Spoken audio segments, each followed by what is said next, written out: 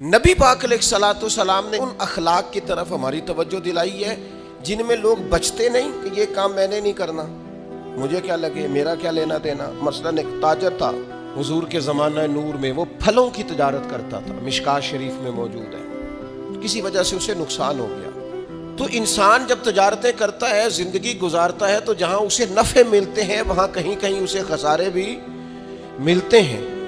تو الگ بات ہے کہ ہم صرف نفعوں کے قائل ہوتے ہیں، خساروں کے قائل ہی نہیں ہوتے۔ وہ تاجر تھے، پھلوں کے تاجر تھے، بڑی اچھی تجارت کرتے تھے، کسی وجہ سے نقصان ہو گیا۔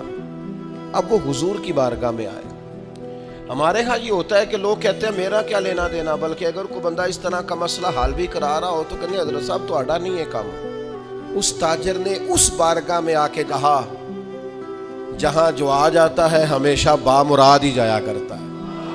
یا رسول اللہ صلی اللہ تعالی علیہ وسلم، میں پریشان ہو گیا ہوں، اور پہلے جب آدمی مالدار ہوتا ہے تو دائیں بائیں رش بھی ہوتا ہے، اور جب اس طرح کے حالات ہو جائیں تو وہ جو بڑے قریبی ہوتے ہیں وہ بھی کئی دفعہ ساتھ چھوڑ جاتے ہیں۔ ساری عمر ہی آٹا گدھا ہے تے لکھاں کیتے پیڑے، اب وقت آیا ہی تے محمد بخشا کوئی نہیں ہو بیٹھا نیڑے، لوگ نکل جاتے ہیں۔ کمزور پڑ گیا بندہ بیچارہ، حضور کی بارگاہ میں عرض گزار ہوا یا رسول اللہ تکلیف میں ہوں۔ تاجر تھا، پھلوں کی تجارت کرتا تھا اور مشکات میں موجود۔ نبی پاک علیہ السلام نے دعا بھی فرمائی، کرم نوازی بھی فرمائی، رحمت بھی فرمائی، عطائیں بھی فرمائی، لیکن حضور نے نا صحابہ سے فرمایا سارے مل کے اپنے بھائی کی مدد کرو۔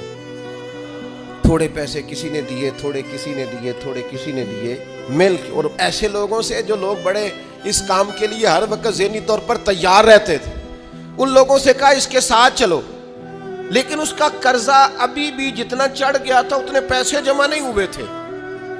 اللہ کرے میں آپ کو سمجھاؤں، یہ بھی اخلاقی بلندی والا کام ہے کہ کسی شخص کی کمزوری میں اسے اٹھانا، گرتے ہوئے کو سنبھالنا، پھسلنے والے کو سہارا دینا، بکھرنے والے کو بکھرنے سے بچا لینا، ٹوٹنے والے کو ٹوٹنے سے بچا لینا، پریشان ہو جانے والے کو سمیٹ لینا۔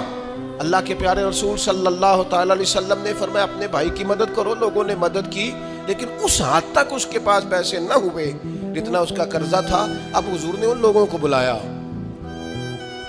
جن کے اس نے پیسے دینے تھے، اور پیسے دینے والوں سے کہا کہ اس کے پاس اتنے ہیں، اتنے لے لو، اور چلو تم بھی کچھ نیکی کرو، کچھ لے لو کچھ چھوڑ دو۔